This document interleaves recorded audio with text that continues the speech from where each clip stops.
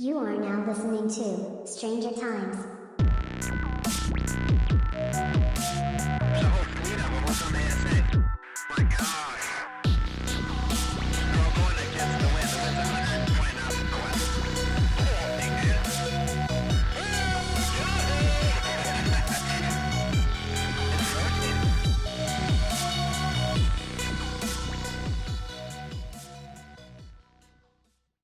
Hello and welcome to Stranger Times. I'm your host, Jacob Carson, and today we are joined by Graeme Rendall, author of To the Ends of the Earth and contributor to Debriefed Media and Shadows of Your Mind magazine. So, first of all, how are you doing?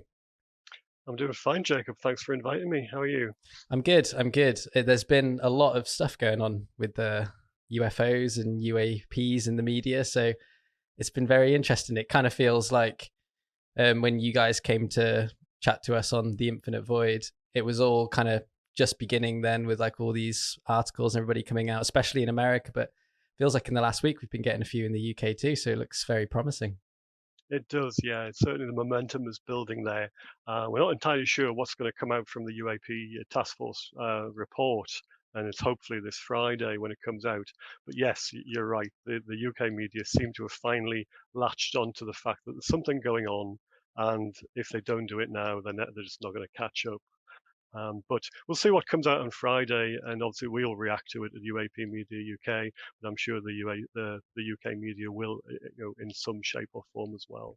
Yeah, I saw today that they were covering it a little bit, weren't they, on the BBC? And that was That's right. Yes. quite interesting because it seemed to be covered pretty well. It didn't seem like they were like not taking it seriously or anything. So Yeah, that's true. I mean, I get the feeling sometimes that they're not entirely sure which questions to ask. yes, That they run things and they talk to the usual suspects occasionally, but in terms of doing sort of what they would do with a normal social story or a political story, I don't think they've got the confidence or the knowledge to be able to do that yet. I think they're still in the dark to what the issue actually represents and how to go about generating their own stories and doing their own journalistic sort of endeavors to try and find out the truth or the lies behind the various reports.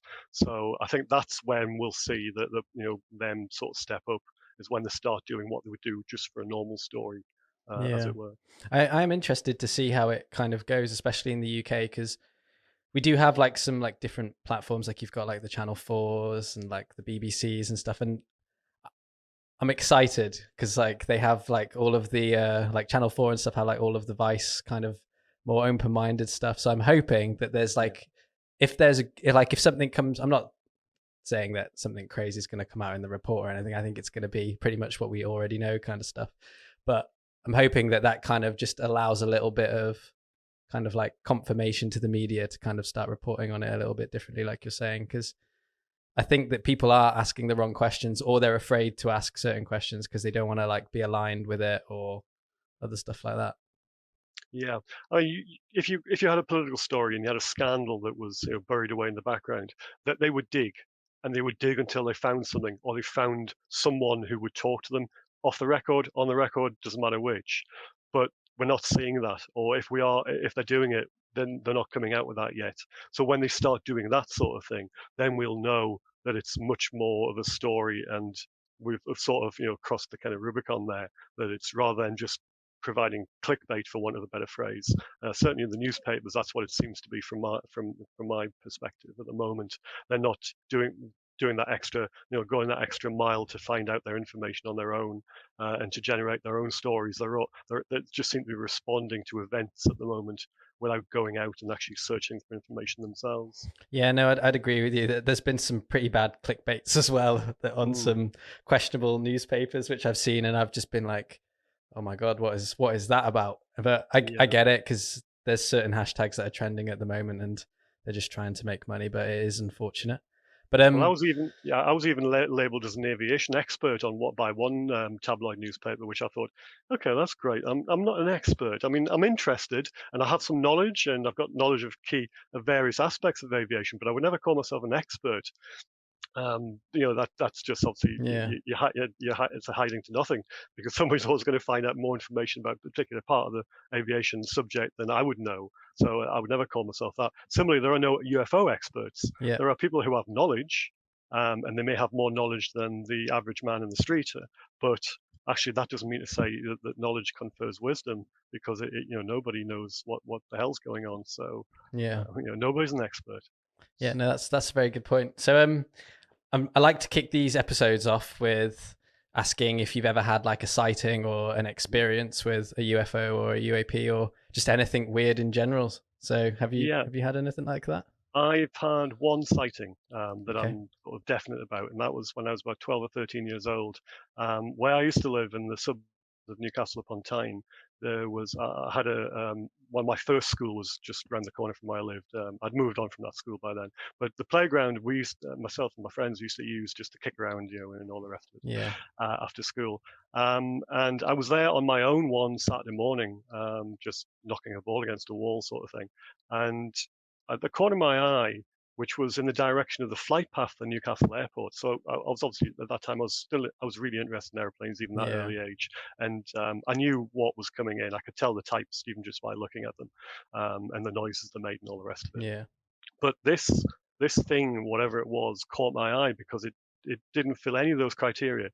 It didn't look like an aircraft. It made no sound either, and it didn't look like a balloon or a microlight. It looked like a teardrop on its side, Okay. and it was orange and silver, and the kind of, well, the leading edge, so that was the bulbous part of the teardrop, if you like, was on its side, moving from west to east, towards the coast. And it was silver, and the rest of it was orange, and it was going very slowly as well. But it didn't look like a balloon because it was the wrong way up for one thing. The bulbous bit of a teardrop would be on the top for a balloon if it was flying. Yeah. And I just remember looking at it and sort of just, when you sort of stand and you can't believe what you're seeing. Yeah. But being that young, I was probably in a position where I couldn't really process it straight away. And I went home and actually didn't think much more about it for a while, even though I was interested in the subject of UFOs. I've been interested since I was about 9 years old. But I think you get that age sometimes where it's simply overwhelming. And from what I remember now, I just felt numb about it. I didn't have any kind of emotion, any emotional response, feeling that, oh wow, it's a UFO, or frightened, or being scared or anything like that. It just left me cold for some reason, and I've never truly kind of worked out why I felt like that, or even why I feel. I can remember that now, and that I have no sort of emotion over it. So it's a weird one. It's a very mundane sighting, and it didn't sort of zip off into the distance. From what I remember, it just went behind a cloud. But it wasn't an aircraft. It wasn't anything else I recognized that was flying, and nobody else I know at the time sort of saw it. So it's just something that you chalk down to sort of, well, okay, it was something that I can't explain, and leave it at that. That's really interesting because a lot of people, when they have like experiences and stuff, they tend to be like, they either get like a sense that it's like it has life or it doesn't have life, or they get a sense, like an emotional sense comes over them, whether they don't feel like worried or anything. And then some people also kind of get like these weird kind of experiences where like maybe it physically didn't happen, but they've like consciously seen something with a group of people or something like that, like imagined it, but they've all had like an experience. And so it's cool. I find it really, really interesting because I've never seen anything, and I really want to, like, I really, really want to. And like growing up, my dad was massively interested in like aircraft and UFOs and stuff. So like I've always grown up listening to it, and I've had like a massive interest in it. And then getting into like sci-fi and like science and that kind of stuff, I've like really, really enjoyed it. But I've just never seen one, and I want to experience it. So I'm always jealous when people tell me their stories, because I'm just like, I just want to see something. I think you just have to sort of forget that you really want to see one. Yeah. Because I think it's one of these things that creeps up on you, and the people who go out actively looking for them probably won't find them. Yeah. I think it's something that finds you rather than you find it. But there's no manual. There's no Nobody's been able to work out why people see them and where people see them and all the rest of it. People have various theories, but again, it comes down to the fact that nobody's an expert. So anybody who tells you, "Oh, this is a tried and tested method to find a UFO and see one," they're talking out their backside, really. I'm afraid, as far Yeah. as I'm concerned. Yeah, going like camp outside a nuclear test facility or something like that for the summer. I mean, yeah, there might be places where you're more likely to see Yeah. them, but that doesn't suggest that you are going to see them. So there you go. No, that's really interesting. So, do you have like a favorite incident of UFOs, like a case file or Yeah, anything? I do. Yeah. So my sort of go-to case is Socorro, which happened in April 1964, and it involved a police officer who was chasing a speeding car out of the town in New Mexico, Okay. and he heard a loud roar. He thought it was an explosion and a flash or a kind of what looked like an like the flames from an explosion, Yeah. and it was just over a hill where he thought there was a dynamite shack. So he believed that there'd been an explosion with this dynamite. So he abandoned the chase. He let the car go, and he turned off onto this dirt track that led over the top of a hill to an arroyo, which is a kind of like a gully, if you like, in the Yeah. desert. And as he crested the rise to go down this hill, he saw what he thought was an upturned car just off the track. Um, and then he realized there were two people.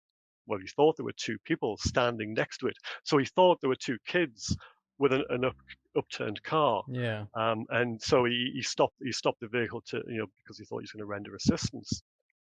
Obviously realizing that it wasn't a dynamite shack that had blown up. But then when he got out of his car, these two, well, for want of a better word, like beings, saw him and then sort of fled inside the vehicle. But it's not entirely clear how they got inside it. They just vanished. And then the next thing he knew, this thing was a roar, and it shot it shot into the air. He was very frightened. He fell over. He got behind his car to try and take cover. His glasses fell off, so he was his vision wasn't that great after what happened afterwards.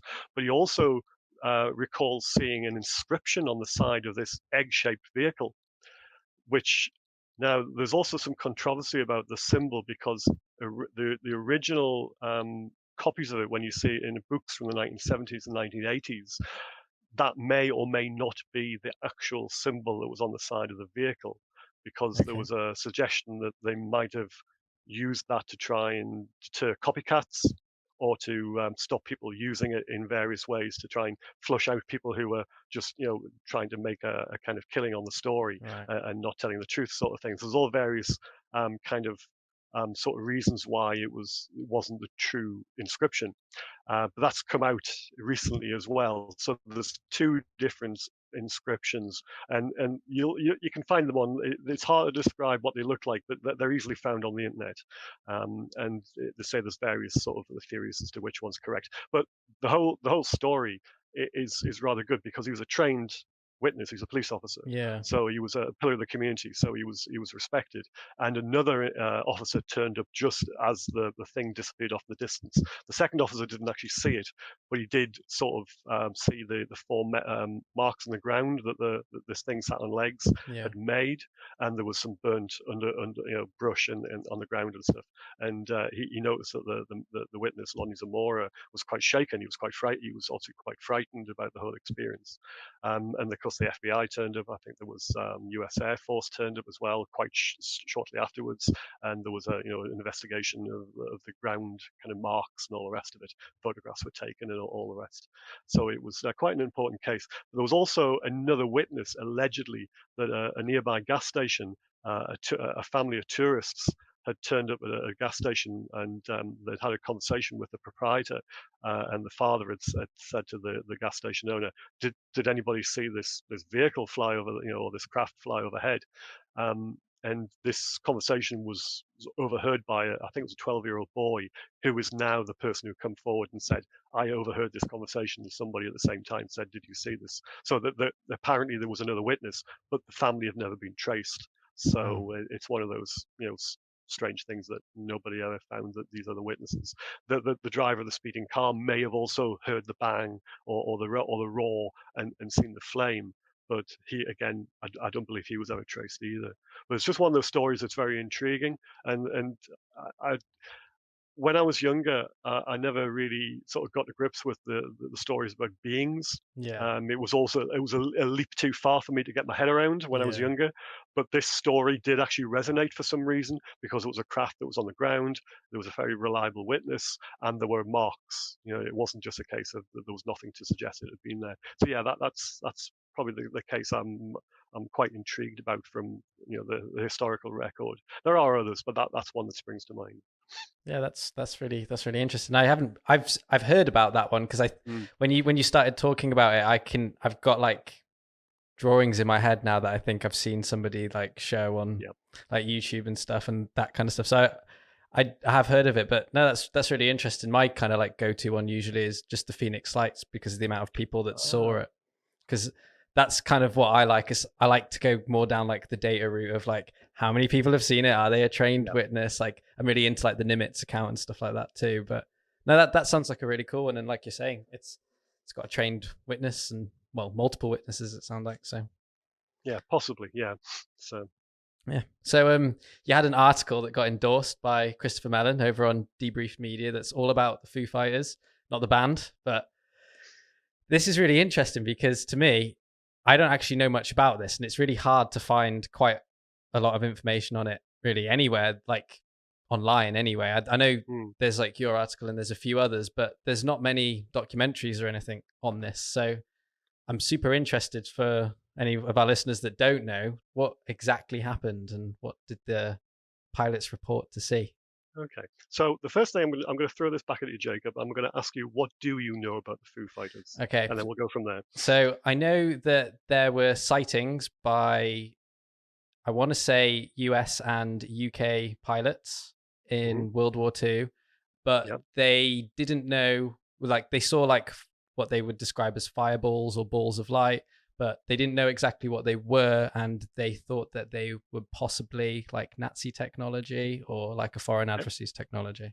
Yep, that's pretty much on the nail. So there's a lot of things that encompass this subject through World War II, and they're not just the balls of light.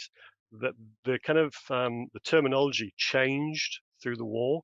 They started off as simply lights, and then they turned into rockets, and then they turned into jets, right, and then they turned into balls of fire. So at different times in the war, because the Allies were expecting to see various German secret weapons appear, the names that they called these in official documents changed. Okay.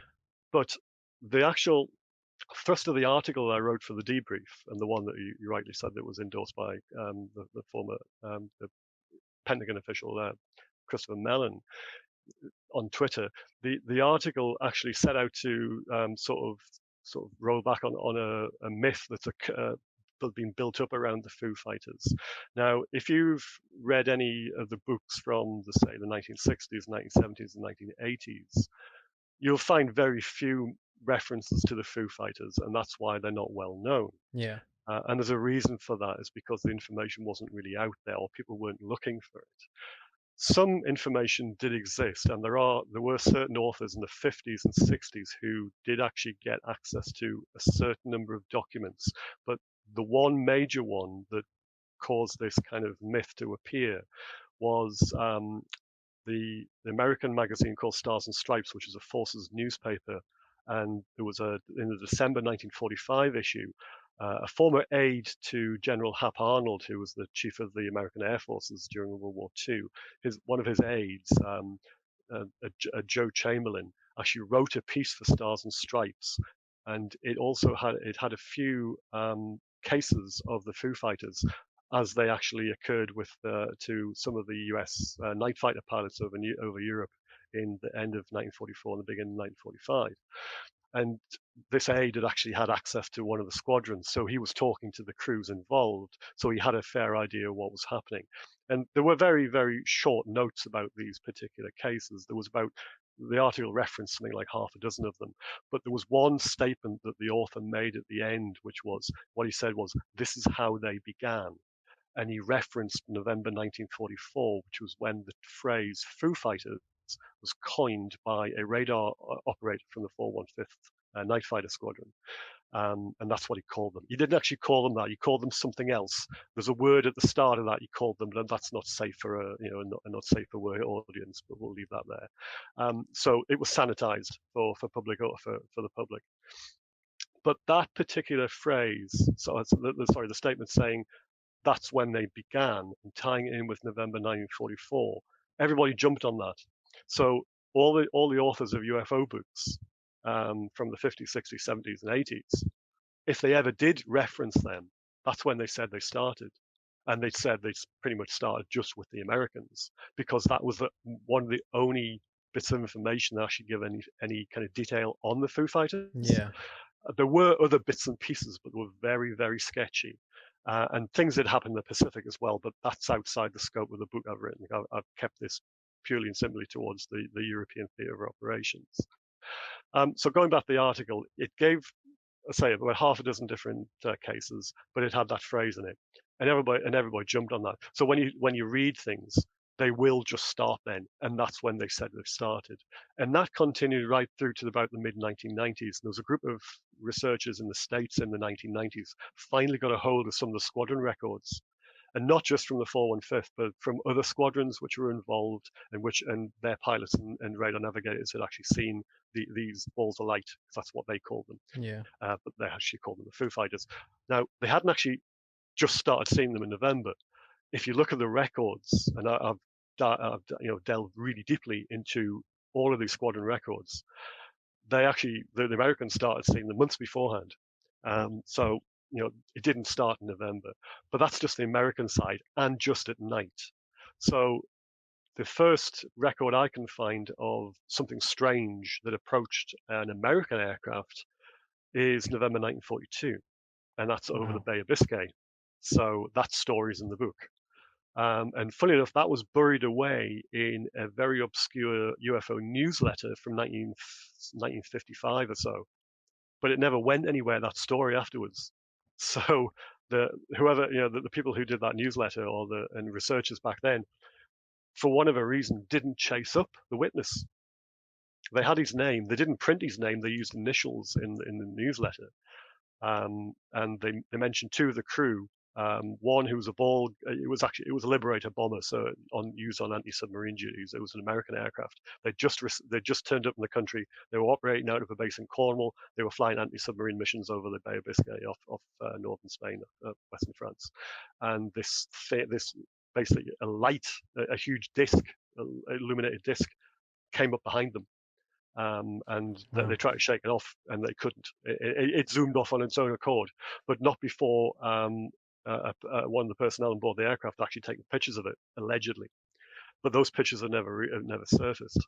Now that crewman who took the pictures subsequently died about 3 months later. I've worked that out. I've managed to work out his name, even though nothing's mentioned in the newsletter, but I've not put his name down because I haven't been able to get in touch with his family to just ask permission, for want of a better phrase.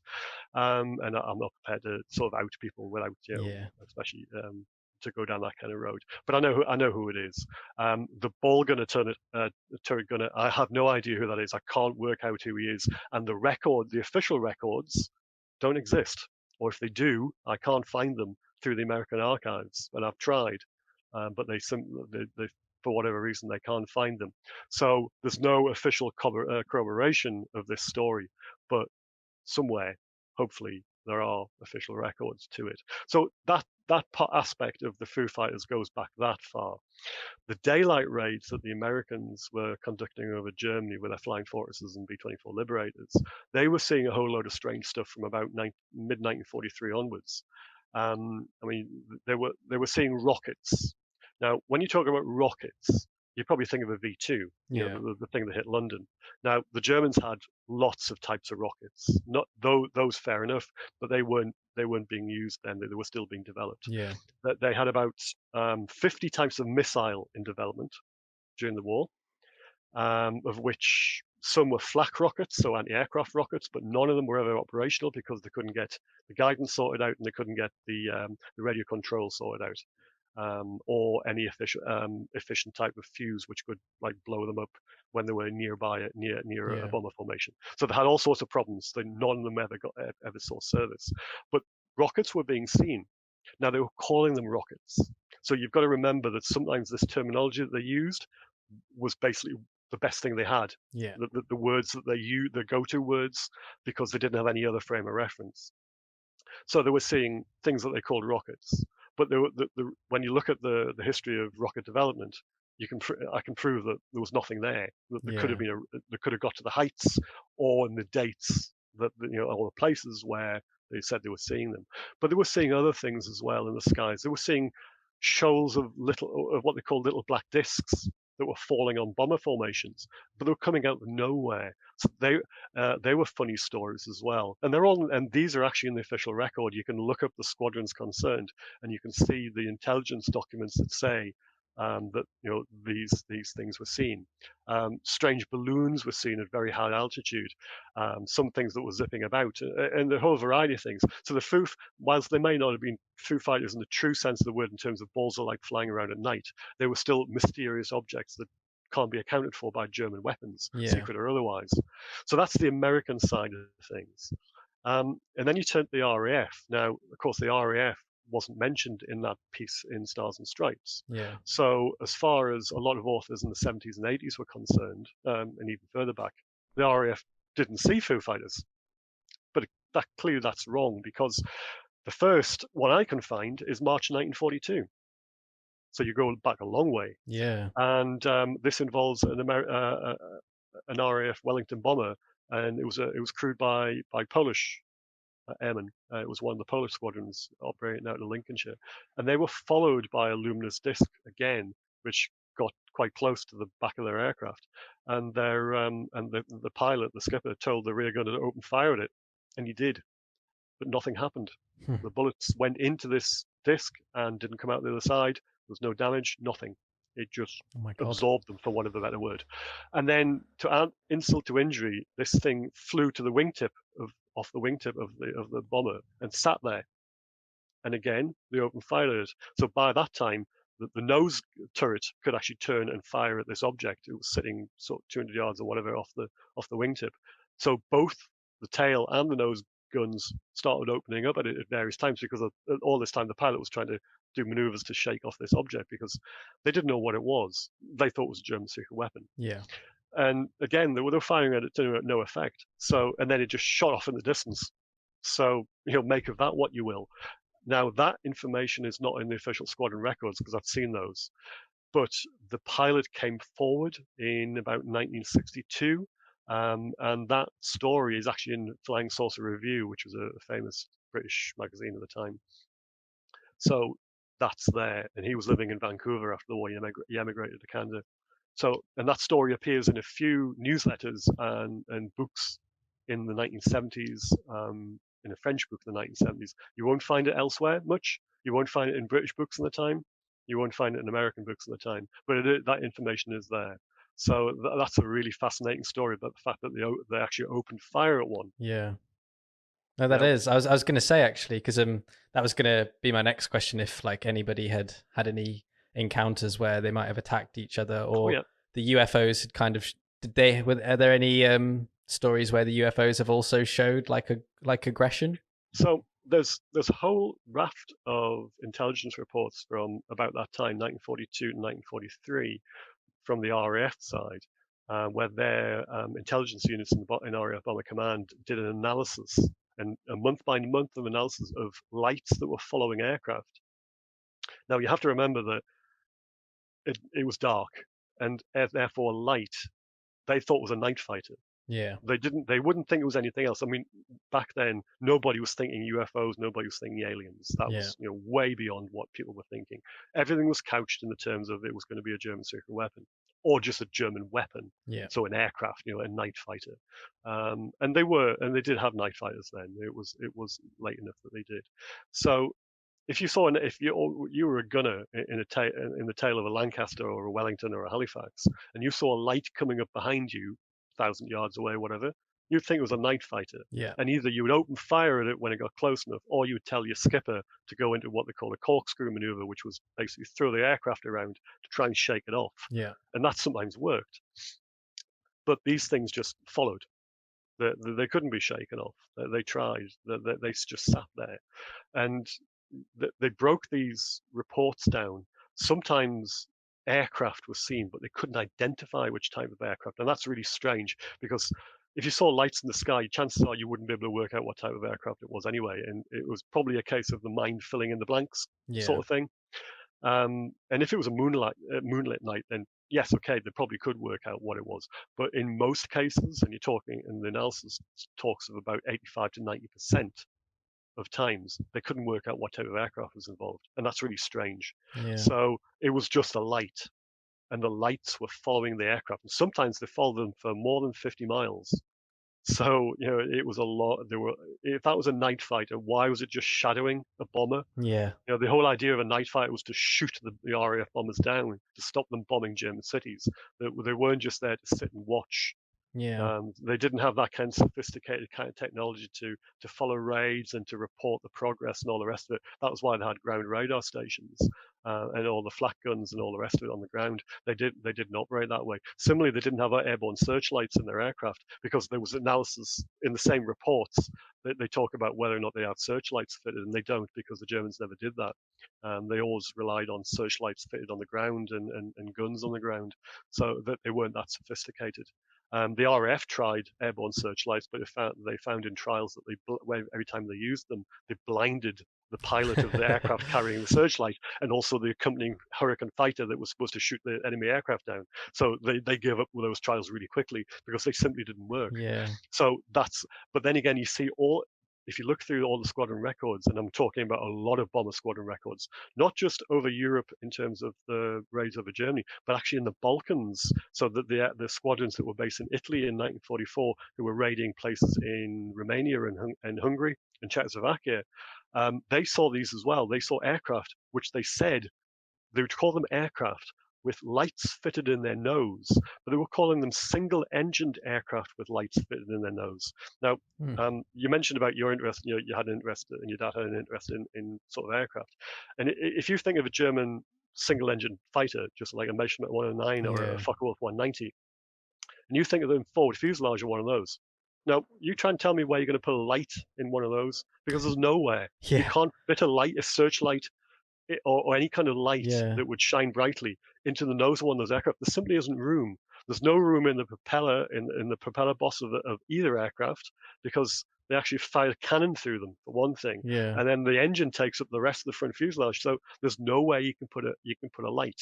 And yet these things were being seen. So the question is, what were they? Because they weren't aircraft.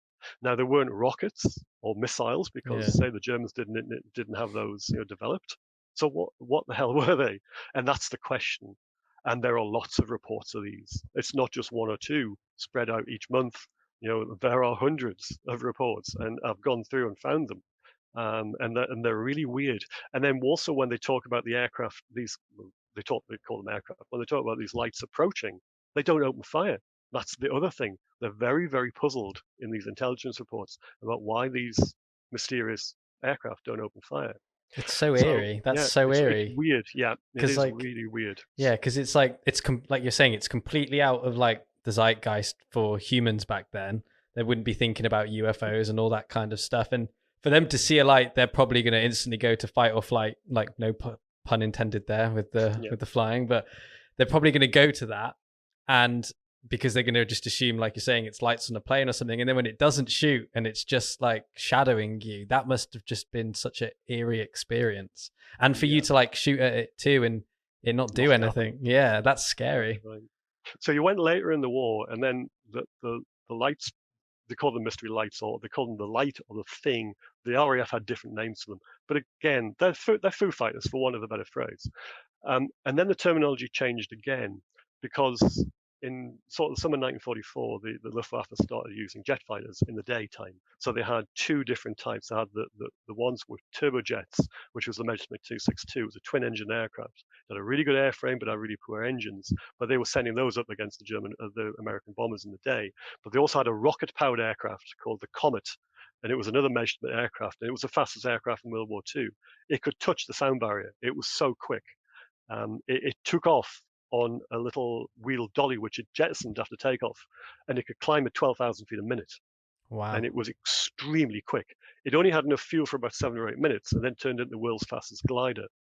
And it was really vulnerable after that. So it had enough fuel to basically go up through the bomber stream and fire once on the way up and once on the way down, and then that was it. The fuel was exhausted. It was a real weapon of desperation, and they were used from the autumn of 1944 against the American bombers in the daytime, but they were too dangerous to fly at night. Similarly, the Luftwaffe didn't use their Messerschmitt 262 at night either, because they hadn't been developed to fly at night. But by sort of October 1944, RAF bomber crews were seeing these aircraft at night. They're reporting them. They're reporting jets.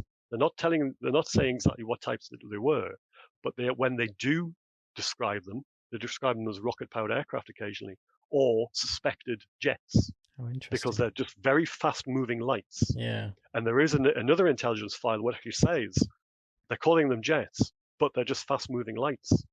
So that's how you know that the terminology was basically adapting to what they knew about what the Germans they had, but they couldn't really reconcile these fast-moving mystery lights, and that's what they were going to call them, because, well, what else do you call them? Yeah. You know, they're not aliens, they're not UFOs. There must be German secret weapons. There must be these jets that they're talking about. And of course, the RAF, were expecting to see them, because they'd already been seen in the daytime by the Americans. And then, of course, when these things start flying around really quickly at night, well, they must be jets. But then there's another thing as well, because the Germans did actually build a night fighter version of the Messerschmitt 262, but it didn't come into service until the beginning of January 1945. And then they started seeing flying wings. So those are reported. There's one particular report of one which was shot down, but there's no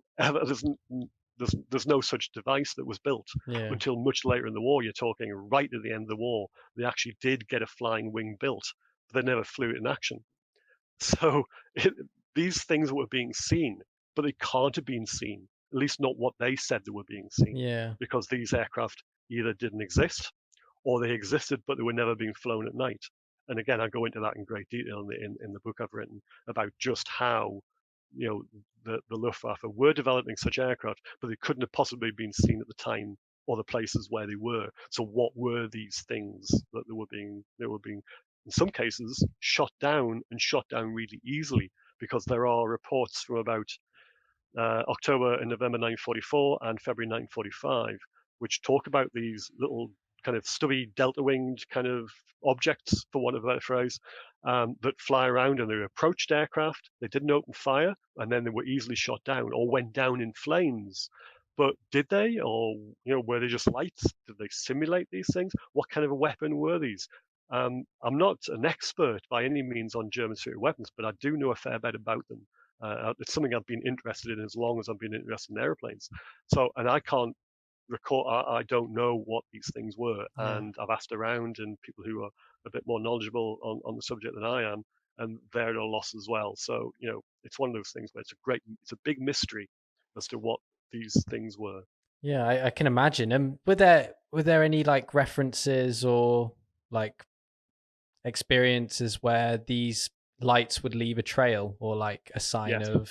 Oh, okay, interesting. Yeah, well, certainly smoke trails, or what they class as smoke trails. So white, occasionally white trails, or just smoke trails, or that's what they called them. But whether they were or not, it's different. And unfortunately, because these records are now 75, 70 odd years old, then you can't investigate them too thoroughly, because you can't talk to the witnesses. They're all dead. This is a book I should have written like 30 years ago, sort of thing. So.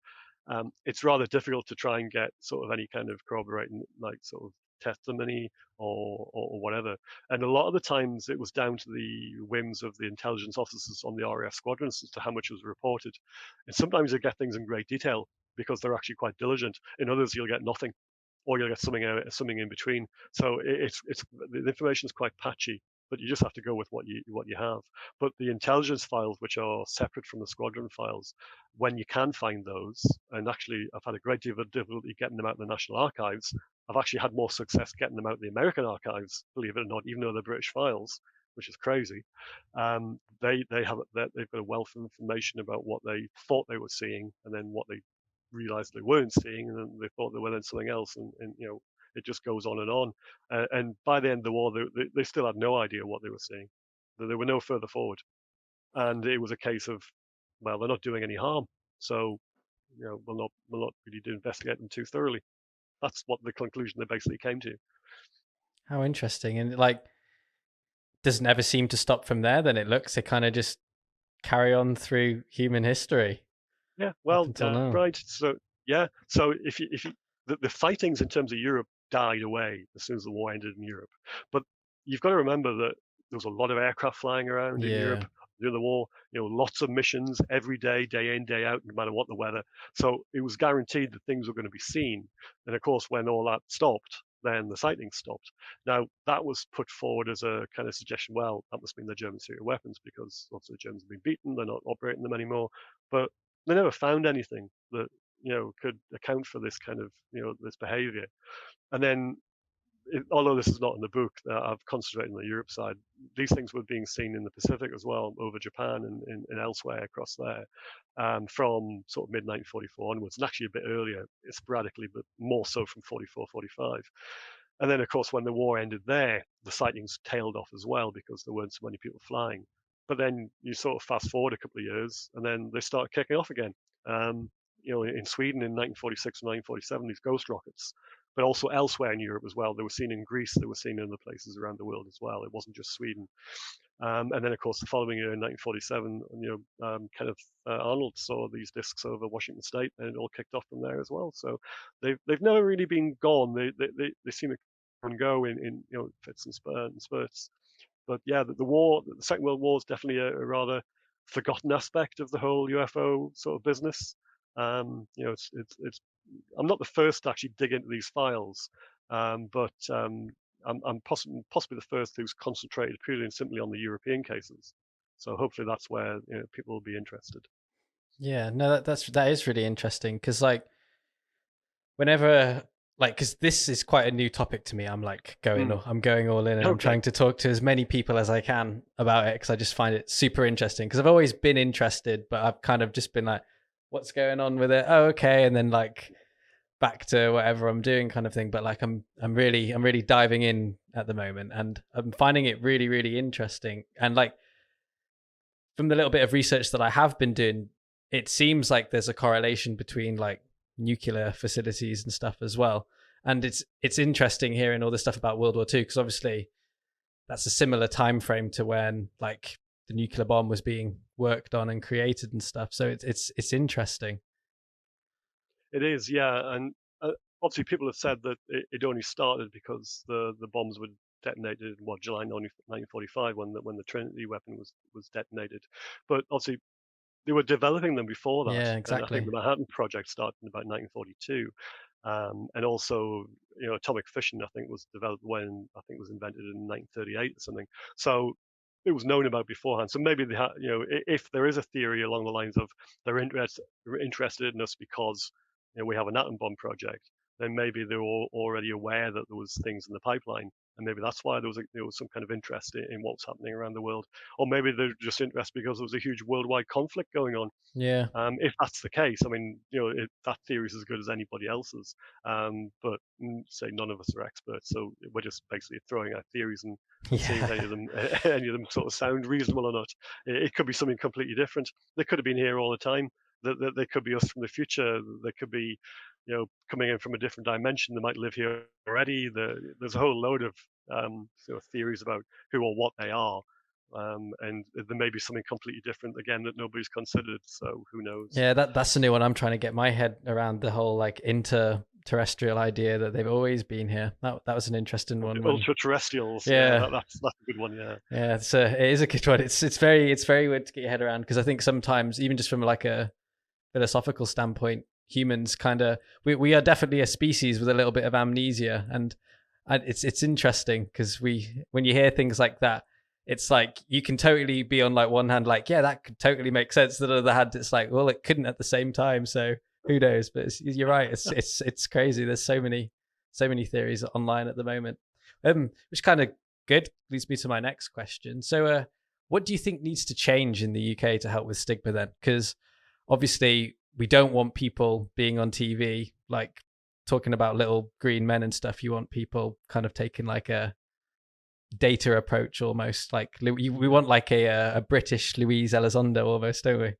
Well, we do, yeah, but I think what we really need are credible service men and women coming forward with Yes. their own sightings from from the military, because that's effectively what's kickstarted the interest in America, and we don't have that here. And for whatever reason, it's obviously secrecy and the Official Secrets Act and the MOD are putting the block on anything coming out. So if there are similar cases involving UK service people, then they're not those stories aren't appearing, but they should, and that would be the impetus will then be able to drive things forward.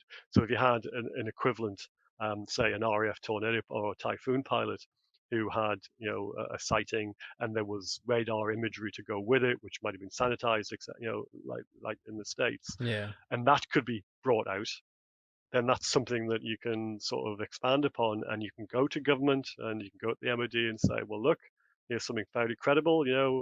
What can you tell us about this? Where can we go from here? It's all very well, like dragging out Nick Pope and other people and all the rest of it, but we're not going to get anywhere with that. Unfortunately, we do have to have some much more credible witnesses, and even with UAP Media UK, we're constantly looking at what people say, and we're looking at stories, and we're trying to generate our own kind of investigations into this, that, and the other. But and we're also asking the media to come to us to sort of Yeah. talk to us about various aspects that affect the UK, and to try and take it forward. But actually, the main thing is trying to get some really credible people in terms of witnesses, because that's really the only way that Britain's going to go forward in terms of getting a debate here. We tend to ride on the coattails of America from a lot of things, Yeah. and I think that's probably the same on this. That we're going to, we're just probably going to meekly go along and go, oh yeah, there's something happening in America. Oh, it's great, isn't it? And then, of course, when you ask, well, what happens back at home? Oh, nothing. Nothing happens here. Nothing of defence significance. Yeah. And that's the phrase that the MOD always trot out, and you just think, what would constitute something of defence significance then? Would it literally have to be a Russian aircraft, sort of like flying over London? So because you've got something unknown flying over UK airspace, but you're not bothered? Yeah, okay then. Why do we need you for then? Yeah. It just seems really Yeah. strange. I really do wonder sometimes what does constitute a matter of defence significance that will actually make you sit up and take notice and really come out and go, right, we need to investigate this. We Yeah. need to know what that was, where it came from, what it was doing here, and where it went. And yet you just don't get that. Yeah. And yet you have that's the case in Scotland in August 1990, that kind of triangular shaped or the sort of diamond shaped object, the Calvine case, and nobody knows what that was. And there was a half-hearted investigation went on to say, yeah, there was a couple of Harriers with it, but we don't even know which squadron they were from and all the rest of it. And it just seems you didn't do much, did you really? Yeah. So It is interesting because I have quite a weird family setup. So like my whole mum's side is all British, and then my whole dad's side is American, and okay, so it's very interesting when everybody gets together, because especially on the UFO topic, because the American side of my family is much more open to talking about it. I'd yeah. say I'd say the British side of the family don't really ever want to talk about it. It's kind of just that's not a serious conversation. Let's move on, kind of thing. And it's like you're saying, it's interesting because I do believe that the UK hold their cards either super close to their chest, or they're just not doing anything about it. Well, certainly the military intelligence service, I think we invented it. I might be wrong there, but we certainly have had a long time to practice it. Yeah. And you're going back to before the First World War sort of thing. So they've had years of being able to hone this kind of craft of keeping that, as you say, keeping the cards really close to their chest and not giving anything away. And if they are investigating it, they're not going to tell us. They're not going to tell anybody else either. So they could well be doing Yeah. amazing investigations into these craft, but on the terms of the public kind of front, no, nothing happening here, move along, kind of thing. And trying to get information out of them, you get the same responses all the time, and it's almost like they sit there just to. They're very well practiced, much more so than the Pentagon officials. Yeah. When you read some of the things that come out from the Pentagon, it almost these kind of the terminology and the language changes, and it's always like it always sets people off in terms of they go down another angle. Oh, well, they've said this. Oh, well, what about that then? Yeah. Oh, they've written this down, and yet we don't get that. We always get the same words every time, and there's no margin for error almost, and they don't seem to give anything away. But so they've probably just had a long time to practice just what they do tell us and what they don't tell us, and they're quite well schooled in saying, yeah, nothing here, no defense significance. Sorry, we can't tell you. What's the thing that they use at the moment? In 50 years, they haven't found anything like that, and it's better to allocate resources for other things. Yeah. Something along those lines. That's the standard boilerplate kind of reply that you get now if you ask about them. So you can only bang your head against a brick wall so many times. That's the definition of insanity, isn't it? Doing the same thing. Yeah. I wonder if America doing this report, and in the future, if anything else comes out, if it'll kind of like force the hands of any other country. Because at the moment, I wonder even if any country is almost allowed to like make that decision for the world as well. Do you know what I mean? Like, there's rumors that other like small countries are going to sort of go to the United Nations and come up with something or ask for something or produce something. And those rumors have been around for a while, and whether there's any truth to them or whether anything happens, then who knows. But Britain won't be the first to certainly come out and say something off its own back. It might begrudgingly sort of agree with anything that comes out from America. So let's say, for argument's sake, on Friday, if there's a tacit acknowledgement that the phenomenon exists, and there are things flying around which they have no control over and they don't know what they are, then we could then go to the MOD and say, well, look, the Americans are saying this. What do you know? And they can't then just say, well, nothing's happening, because we could then maybe make a fist of actually having a decent kind of argument with them, saying, well, look, the Americans are definitely having this, so why aren't you coming forward? But that's if that happens. I'm not entirely sure what we're going to get on Friday, whether it's going to be some kind of watered down kind of sort of thing, and nobody else knows either. There's talk. I've seen words today about the New York Times might have a kind of scoop, have a copy of what it is, and they might be preparing some kind of article to come out in advance or on the same day, an expose. But who knows? None of this is sort of it's all behind closed doors at the moment, kind of thing. Yeah, so. I did hear actually today as well. I think Jeremy Corbell was on a podcast in America. I think his name's Duncan Trussell. Yes, and yes, and he was saying today that Corbell's going to drop a video on Friday that will correlate with the report. He said it's not a great video, but it's kind of like a backing video to the report. So that'll be interesting to see. Well, I'm sure, yeah. I think at the moment, because obviously everybody's hyped up about Friday, well, presume it's Friday because that's the deadline date. Maybe people have been a bit reluctant to actually sort of come out with any kind of groundbreaking news or information, because let's face it, the report's probably been written already. I would have thought this week will be where they start like just making sure all the T's are crossed and the I's are dotted and all the rest of it, and make sure the facts are checked before they present the report to Congress on, well, presumably on Friday. Anything that they'll have put in will have gone in already. They won't be relieving everything till it won't be like school or cramming for an exam at university sort of thing. There won't be they're kind of like writing it up last thing like 2 minutes before it's due to be submitted. So there's no point in trying to put any more pressure on any elected officials in America at the moment, because all the work's been done. It's just a matter of whenever it gets submitted. So you could drop the best ever footage right now, and it's not going to move that ball forward anyway in terms of the political side of things. They're going to do what they're going to do, I think.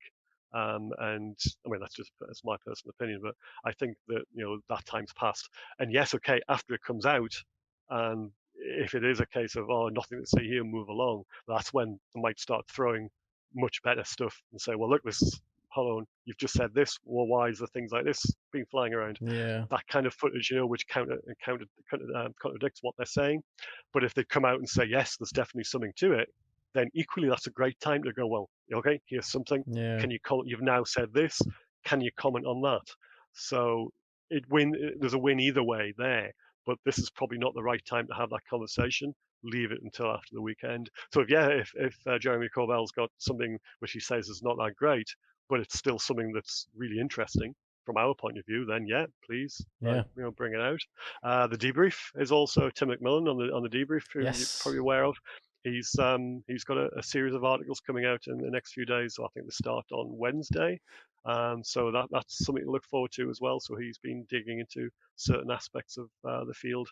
So that might be something to get your teeth into as well. So yeah. No, I think whatever happens on Friday, it will be positive. I think there will always be people that will be disappointed, and there'll be people that will have got their hopes too high. But I think whatever happens on Friday, it's a good thing because we're talking about it.